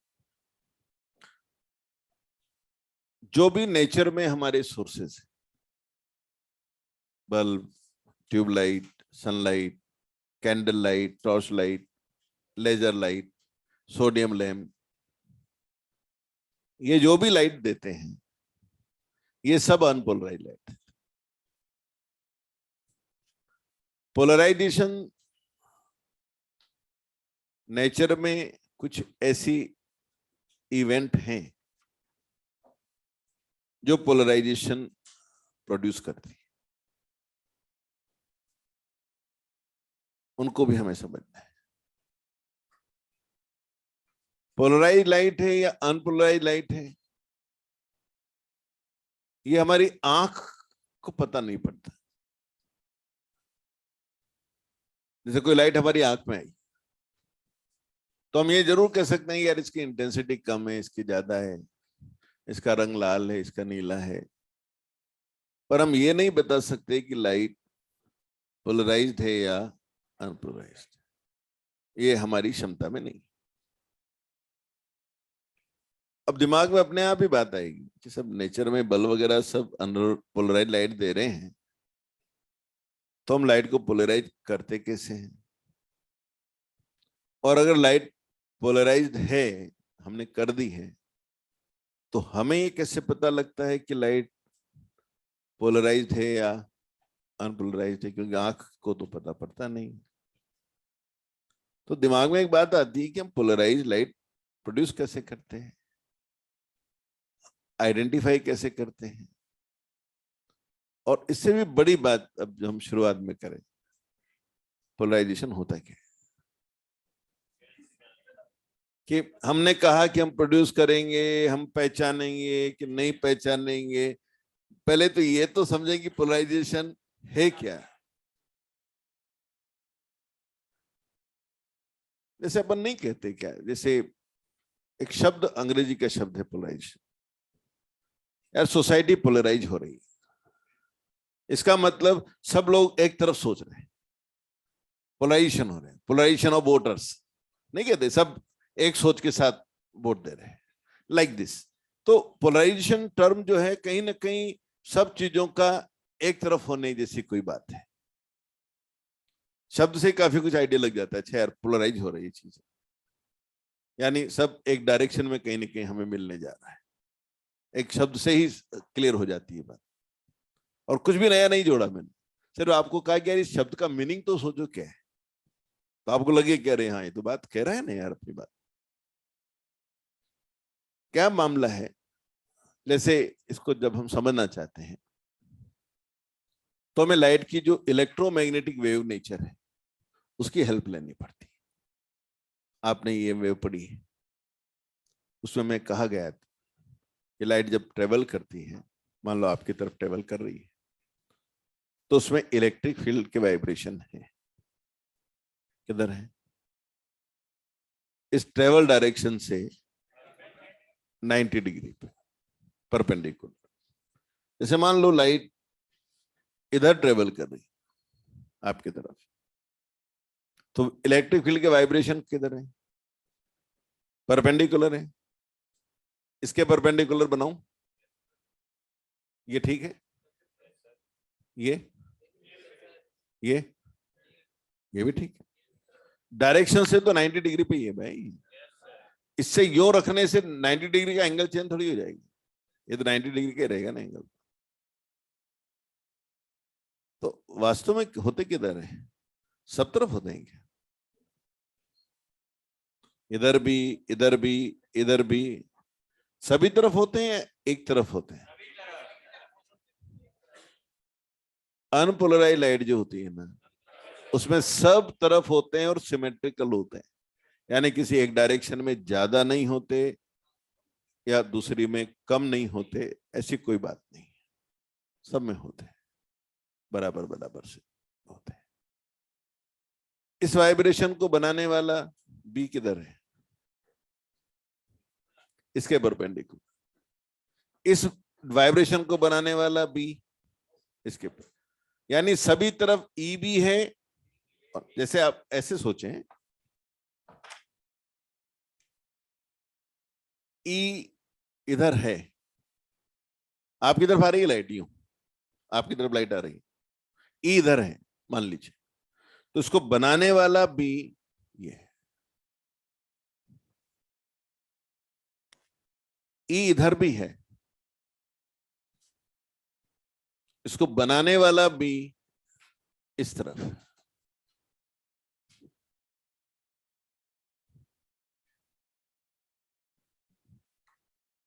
ई इधर भी है, इसको बनाने वाला बी इधर है, ई हमारा इस तरफ भी है, इसको बनाने वाला बी इस तरफ, कुल मिला के सभी तरफ ई है, सभी तरफ बी, सिमेट्री है, यानी अनपोलराइज्ड, एक डायरेक्शन में नहीं है ये, एक डायरेक्शन में हो जाते तो पोलराइज हम कहते। तो ये मैंने डायग्राम बनाया किस लाइट का, अनपोलराइज्ड। फिर भी जब हम बुक्स में बनाते हैं डायग्राम ऐसे लाइट जाने वाली का, तो हम केवल ई बनाते हैं। दिमाग में एक बात जरूर आती है कि सर इस ई को बनाने वाला ही बी है और बी को बनाने वाला ई है, तो हमें दोनों ही बनाने चाहिए थे। बनाने तो चाहिए थे और उसमें गलत भी नहीं होता, पर हमारा ई से काम चल जाएगा, इसलिए हम केवल ई बना रहे। फिर दिमाग में बात आती है, सर आपने ई को प्रेफर क्यों किया, जब आपके पास चॉइस थी तो आपने बी क्यों नहीं बना लिया, आप ई की ही क्यों बात करने लगे। उसका कारण है, हम जानते हैं कि 50% एनर्जी इलेक्ट्रिक फील्ड के पास होती है और 50% एनर्जी मैग्नेटिक फील्ड के पास होती है। वैसे तो दोनों इक्वली इंपॉर्टेंट है, 50-50% एनर्जी रखते हैं, पढ़ाया होगा सर नहीं है, पर जब हम देखते हैं चीजों को, तो जो हमारे रेटिना को जो एनर्जी मिलती है, ट्रांसफर होती है, वो इलेक्ट्रिक फील्ड से। मैग्नेटिक फील्ड एनर्जी ट्रांसफर नहीं करता। आपने मैग्नेटिक फील्ड पढ़ा है तो सर ने बताया होगा वो वर्क नहीं करता, वो एनर्जी ट्रांसफर नहीं करता है, इसलिए हमने उसको वेटेज नहीं दी। बनाने में तो वो भी बनाया जा सकता था, हम इसलिए ई को बनाते हैं, और इसलिए ई हमारा लाइट वेक्टर कहलाता है। कोई आपसे सिंपल क्वेश्चन पूछ ले, इलेक्ट्रोमैग्नेटिक वेव में लाइट वेक्टर कौन सा है, आंसर है ई, क्योंकि ये देखने के लिए जिम्मेदार है, ये रेटिना को एनर्जी ट्रांसफर करने के लिए जिम्मेदार है। एक बात तो मैंने केवल ई बनाया, इसका मतलब ये मत समझ लेना कि बी नहीं है, मैंने बनाया नहीं, क्योंकि उसकी जरूरत नहीं है बनाने। मान के ही चलिए कि जहां ई है तो उसको पैदा करने वाला वहां जरूर मौजूद है, बी है, ऐसा हम कहना चाह रहे हैं। ये लाइट कौन सी है, अनपोलराइज्ड। इसको मैं ऐसे भी बता सकता हूं, ये वाइब्रेशन बना लेता हूं, ये बना लेता हूं, इसके लिए कह देता हूं कि इसके कंपोनेंट लेके इसमें मिला दिया और इसमें मिला दिया, इन बाकी के सब कंपोनेंट लेकर दो वाइब्रेशन से भी बता सकता हूं, क्योंकि हम वेक्टर जानते हैं, वेक्टर में कहते भी हैं हम कि अगर वेक्टर एक प्लेन में है तो उनको दो वेक्टर की हेल्प से बता सकते हैं, दो वेक्टर से मैंने बता दिया उनको। तो ये भी कौन सी लाइट है, अनपोलराइज्ड, ये भी, ये सब एक ही चीज है, यू मान के चलो। अब इसी को ऐसे भी बता सकता था, लाइट मान लो इस तरफ ट्रेवल कर रही है, ये डायरेक्शन मैंने एक्स मानी है, ये डायरेक्शन में मैं वाई मान रहा हूं, ये ट्रेवल एक्स में कर रही है, ये वाइब्रेशन वाई डायरेक्शन में है,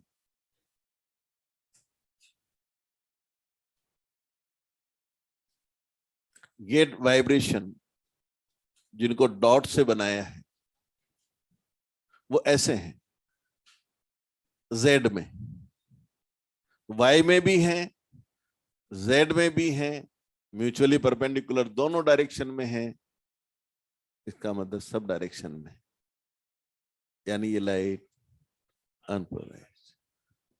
एरो वाले वाइब्रेशन को हम मानूंगा कि बोर्ड के प्लेन में है, डॉट वालों को मानूंगा कि वो बोर्ड के नॉर्मल है। ये सब अभी डायग्राम जो बनाए हुए हैं, ये सब डायग्राम अनपोलराइज्ड लाइट के लिए है। अब क्वेश्चन ये आता है, पोलराइज्ड लाइट क्या होती? जैसे मान लो लाइट इधर जा रही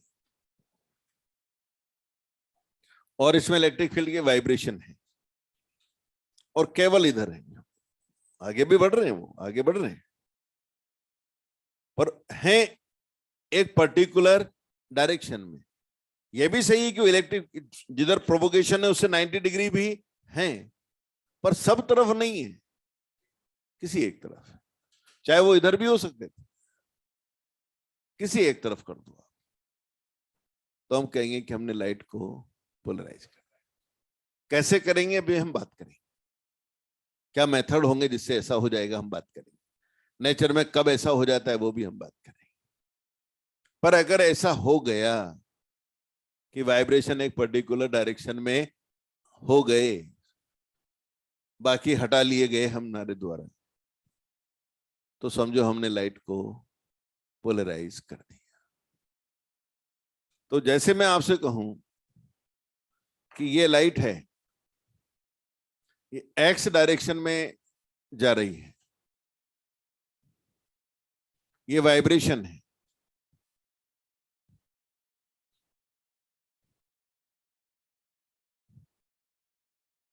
बोले सर इस बार आपने डॉट नहीं बनाए, they are only in one direction. तो ये डायग्राम है एक पोलराइज्ड लाइट का। अब नेचुरली इसको कुछ नाम तो देना पड़ेगा कि किस डायरेक्शन में पोलराइज्ड है। तो ये वाइब्रेशन किस डायरेक्शन में, एनर्जी किधर चल रही है, वाइब्रेशन किधर है, तो मैं कहूंगा ये वेव एक्स डायरेक्शन में प्रोपोगेट करती है और वाई डायरेक्शन में पोलराइज्ड है। एक्स में तो प्रोपोगेट कर रही है और वाई में पोलराइज्ड है। जिसे मैं आपसे कहूं ये वाइब्रेशन किस प्लेन में है, प्लेन बोल रहा हूं मैं, देखो ना, हाथ देखो मेरे, अंगूठा एक्स में, अंगुलियां वाई में, तो ये वाइब्रेशन ही तो है, एक ही डायरेक्शन में है, आगे बढ़ रहे हैं। तो कौन सा प्लेन हुआ बेटा ये, एक्स वाई, इसको नाम देंगे प्लेन ऑफ वाइब्रेशन। कौन सा, प्लेन ऑफ वाइब्रेशन। मैं 3 बातें बता चुका अभी तक आपको। एक्स हुआ डायरेक्शन ऑफ प्रोपोगेशन, वाई हुआ direction of polarisation, X Y हुआ प्लेन ऑफ वाइब्रेशन, जिसमें वाइब्रेशन मौजूद है, प्लेन ऑफ वाइब्रेशन। एक चीज और बताना है, plane of polarisation, plane of polarisation बताना है, किस डायरेक्शन में पोलराइज है, वाई में, वाई में पोलराइज है। तो इस वाई डायरेक्शन के परपेंडिकुलर प्लेन कौन सा है, प्लेन, प्लेन, ये हाथ इसके परपेंडिकुलर, कौन सा प्लेन है ये, एक्स जेड है, ये प्लेन ऑफ पोलराइजेशन कहलाएगा। इसके परपेंडिकुलर ये हथेली मेरी क्या होगी, प्लेन ऑफ पोलराइजेशन। तो इसमें कौन सा प्लेन ऑफ पोलराइजेशन है? एक्स। फिर मैं रिपीट कर रहा हूं, ध्यान से सुनना। ये लाइट एक्स डायरेक्शन में ट्रेवल कर रही है, वाई डायरेक्शन में पोलराइज्ड है, एक्स वाई इसका प्लेन ऑफ वाइब्रेशन है, एक्स जेड इसका प्लेन ऑफ पोलराइजेशन। किसी को डाउट है तो बात करो। एनीवन? अगर मैं लाइट को ऐसे बना देता और यहां केवल डॉट लेता हूं,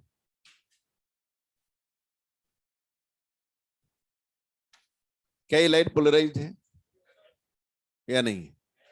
इसमें वाइब्रेशन किधर है? ऐसे नॉर्मल है, नो? किस डायरेक्शन में? जेड में। ये लाइट किधर ट्रेवल कर रही है? वाइब्रेशन किधर है? हाँ? ये किस डायरेक्शन में पोलराइज्ड है? पोलराइज्ड है। Direction of polarisation Z. Plane क्यों बोल रहे? मैं डायरेक्शन पूछ रहा हूं, आप प्लेन बोल रहे हैं। अपने आप को मैनेज करो। डायरेक्शन में जिसमें पोलराइज्ड है जेड, प्लेन ऑफ वाइब्रेशन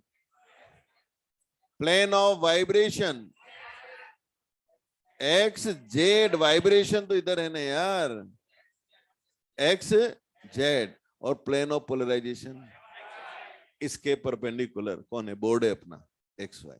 फिर बोलता हूं, पूछता हूं, नीचे वाली लाइट किस डायरेक्शन में प्रोपोगेट कर रही है? एक्स में। वो किस डायरेक्शन में पोलराइज्ड है? हाँ? Plane of vibration X Z, plane of polarisation. किसी को डाउट है तो बात कर। तो ये एक तरीका है जिससे हम उसको रिप्रेजेंट करते हैं, जिस तरह से हम उसको डिस्क्राइब करते हैं कि भाई किधर वो पोलराइज है, किधर नहीं है। और ये मैंने समझाया कि लाइट का पोलराइजेशन सॉरी मीनिंग क्या है। क्लियर हो गया? हाँ, हेलो, मुझसे पूछो। डायरेक्शन ऑफ वाइब्रेशन और डायरेक्शन एक ही चीज है, क्या दिक्कत? डायरेक्शन यही है, जेड में वाइब्रेशन है और जेड में ये पोलराइज्ड है, क्या दिक्कत है?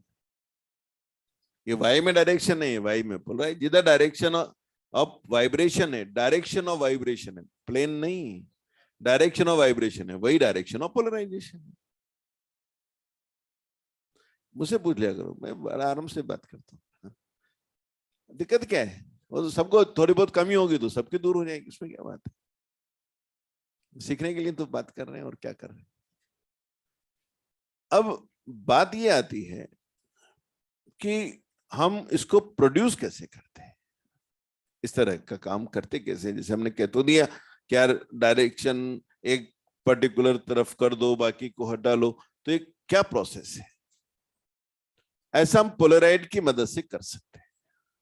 दिमाग में अपने आप बात आएगी, सर पोलराइड कैसे कर देता है काम, क्या प्रोसीजर है अंदर। अभी मैं उसमें नहीं जा रहा हूं कि क्या प्रोसीजर है, मैं इस बात में जा रहा हूं कि वो क्या करता है। उसकी मदद से ही हम पहचान भी लेंगे कि लाइट पोलराइज्ड है या अनपोलराइज्ड, और उसकी की मदद से हम पोलराइजेशन प्रोड्यूस भी कर देंगे। क्या एक्शन है उसका वो मैं समझाता हूं। मान लो ये पोलराइड है, ये पोलराइड है, ये जो पेन से ब्लैक लाइन बना रहा हूं, ये डस्टर मेरा पोलराइड मान रहा हूं मैं, और ये जो ब्लैक लाइन मैंने बनाई है ये इस पोलराइड की पास एक्सिस है। कौन सी? तो शब्द से क्लियर हो रहा है बेटे कि इसके पैरेलल जो वाइब्रेशन होंगे उनको ये अलाउ करेगा, पास होने देगा। इसके परपेंडिकुलर होंगे उनको ब्लॉक कर देगा, एब्जॉर्ब कर लेगा। ठीक है ना? अब मान लो मैंने इसको इसके सामने रखा, इसके सामने रखा, अनपोलराइज्ड लाइट के सामने, आपकी तरफ लाइट आ रही है, ऐसे रखते ही इस वाइब्रेशन को ये अलाउ करेगा, इसको पूरी तरह रोकेगा, इसका कंपोनेंट अलाउ हो जाएगा, और इससे निकलने के बाद जो वाइब्रेशंस मुझे मिलेंगे,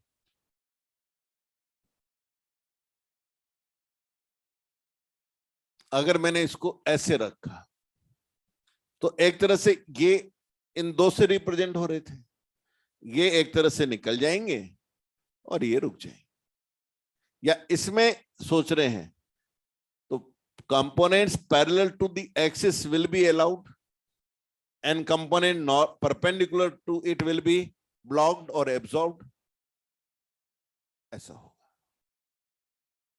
अब जैसे हम ऐसे रखेंगे, ये पूरा एनर्जी का, मान लो हमें इंटेंसिटी आई नॉट था, एनर्जी आई नॉट थी ये हमारी आंख में पहुंचने वाली, ऐसा रखते ही 50% एनर्जी रुक गई। तो आप जैसे इसको रखोगे ना तो आपको लगेगा यार इंटेंसिटी आधी होगी, पर एक बात और हुई है, वाइब्रेशन एक तरफ आ गए हैं, पर आंख को पता भी नहीं पड़ेगा कि ऐसा हुआ। आंख से पूछो तो क्या कहेगी, यार इसको रखने से इंटेंसिटी आधी हो जाती है, पर थ्योरेटिकली हम जानते हैं कि वो पोलराइज हो चुकी है और उसमें वाइब्रेशन अब केवल एक डायरेक्शन। अच्छा, मैं इसको ऐसे रखता तो भी इंटेंसिटी आधी होती और पोलराइजेशन लेकिन इधर हो जाता, ऐसे रखता तो भी इंटेंसिटी आधी होनी थी और बट पोलराइजेशन की डायरेक्शन चेंज हो जाता। तो जैसे ही मैं इसको रखूंगा इमीडिएटली इंटेंसिटी आधी हो जाएगी, और मैं रोटेट करूंगा तो क्या वेरिएशन आएगा या नहीं आएगा? नहीं आएगा। हर बार I naught by two, I naught by two, I naught by two, I naught by two ऐसा होगा। पर मुझे मालूम है, थ्योरेटिकली पहचान नहीं रहा हूं, आंख नहीं बताएगी, पर मुझे मालूम है कि वो लाइट पोलराइज हो जाएगी इस एक्सिस के पैरेलल। जिधर मैं रखूंगा उसी के डायरेक्शन के वाइब्रेशन इससे अलाउड होंगे। अब चलो ऐसा किया मैंने, मेरे पास अब ये लाइट आई, इससे निकलने के बाद, इससे निकलने के बाद मुझे ये लाइट मिली। अब मैंने एक और पोलराइड लिया, एक और पोलराइड लिया, वही चीज एक और ली। अब उसको मैंने इस लाइट के सामने रखा। अभी मान लो इंटेंसिटी I1 है, तो क्या मेरे रखने से I1 रहेगी, अब चेंज हो जाएगी? और मैं अगर ऐसे रखता तो थोड़ी कम हो जाती, क्योंकि वही वाइब्रेशन निकलता जो इसके पैरेलल है, क्वांटिटी कम हो जाती है एनर्जी की, इंटेंसिटी कम हो जाती। और मैं ऐसे रखता तो, फिर ऐसे रखता तो बढ़ती, अब मैक्सिमम, अब रिड्यूस होती, जीरो होती, इंक्रीज होती, मैक्सिमम। तो एक राउंड में बेटे पूरा करता तो 2 बार जीरो होती, 2 बार मैक्सिमम। तो बोला अच्छा सर, इसका मतलब अब तो समझ में आया कि मान लो एक बल्ब है, उसके 2 मिनट ले लूं आपके, ये बल्ब से लाइट आ रही और मैंने पोलराइड रखा यूं, इंटेंसिटी आधी हो गई और मैंने घुमा के देखा बदल नहीं रही है, तो मैं कह दूंगा अरे ये लाइट अनपोलराइज्ड। अगर पोलराइज होती तो वेरिएशन आता। और मान लो एक दूसरा बल्ब है, उससे लाइट आ रही है, उसके सामने मैंने रखा है, इंटेंसिटी जो भी आई, तो डिपेंड करेगा कैसे रखा उसको, इससे यूं रखा यूं रखा, जैसी भी आई, फिर मैंने इसको घुमा के देखा तो 2 बार मैक्सिमम हो जाती है और 2 बार जीरो हो जाती है। तो समझ लो मेरी लाइट प्लेन पोलराइज थी। क्लियर? तो इस तरह से हम पोलराइड की मदद से, क्या हमने यहां पोलराइजेशन किया था? तो इसने पोलराइजेशन किया था, तो यहां इसका नाम दिया जाएगा पोलराइजर। बाद में हमने इसी के सामने रखकर इसको घुमाकर इसका मालूम किया था कि लाइट पोलराइज्ड है या अनपोलराइज्ड, इसको हमने एनालाइज किया था, इसलिए दूसरी बार वही पोलराइड का नाम पड़ जाएगा एनालाइज। तो पहली बार क्योंकि इसका फंक्शन था लाइट को पोलराइज करना, तो वहां उसको नाम दिया गया पोलराइज, और यहां इसका फंक्शन है उस लाइट को एनालाइज करना, इसलिए यहां इसका नाम दिया गया एनालाइज। चीज वही है। तो चलिए, मैंने आपको बेसिक बात समझाई। अब मैं इस पर आगे दो इंपॉर्टेंट रूल हैं, मेलस लॉ की बात करनी है और एक ब्रूस्टर एंगल की, वो अगली क्लास में अपन बात करें, इंपॉर्टेंट रहेगा, और आप मॉड्यूल वगैरह करके आएगा। Thank you. हाँ, जो भी कर पाए। हाँ भाई, इधर सब ठीक रहा, ऑल गुड।